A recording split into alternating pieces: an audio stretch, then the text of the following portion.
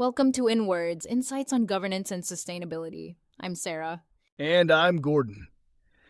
Today we're peeling back the sticker on those eco-friendly labels you see everywhere, from your coffee pods to your sneakers. We all want to do our part for the planet, but it turns out that being a conscious consumer is becoming a bit of a minefield. Minefield is right, Gordon. We're looking at a 2023 study by the NUS Center for Governance and Sustainability that gave us some pretty sobering data. They examined e-commerce in Singapore and found that 51% of sampled products had unsubstantiated green claims. Wait, let that sink in.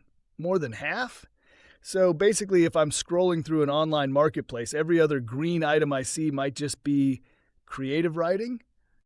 Essentially, this study was supported by the CCCS, the Competition and Consumer Commission of Singapore, and it specifically investigated the prevalence of greenwashing. That's when a product is marketed as more sustainable than it actually is. They also found that 14% of these products used heavy technical jargon just to confuse people. I've noticed that.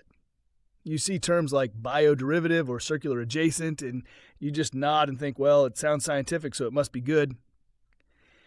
Exactly. It preys on our lack of technical knowledge. And look, it's not always a big, bad corporation move. Sometimes it's unintentional. Companies might be unfamiliar with marketing regulations, or they're just overexcited about a small change they made. But intentional or not, it hits the consumer's wallet. We know people, especially Gen Z and millennials, who are willing to pay a premium for green products. And that's the rub.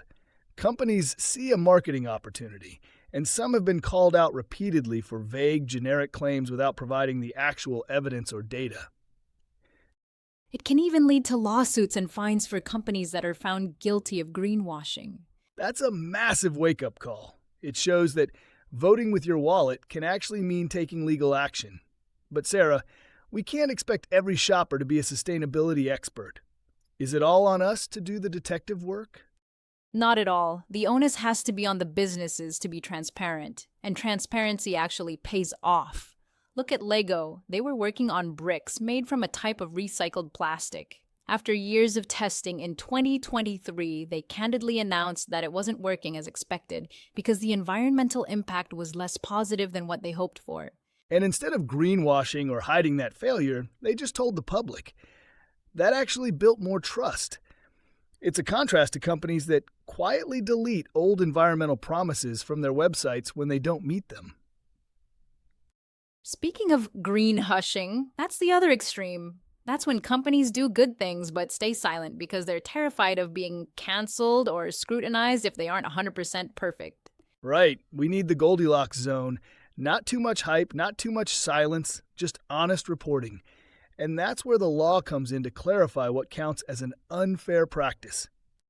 That will be a huge move towards standardization. It also clears things up for both businesses and consumers. Good rules to live by. At the end of the day, we want to support the companies doing the hard work of innovation, not just the hard work of advertising. Well said, Gordon. That's all for today's episode. If you found this helpful, share it with a friend who's always buying bamboo everything. Catch you next time.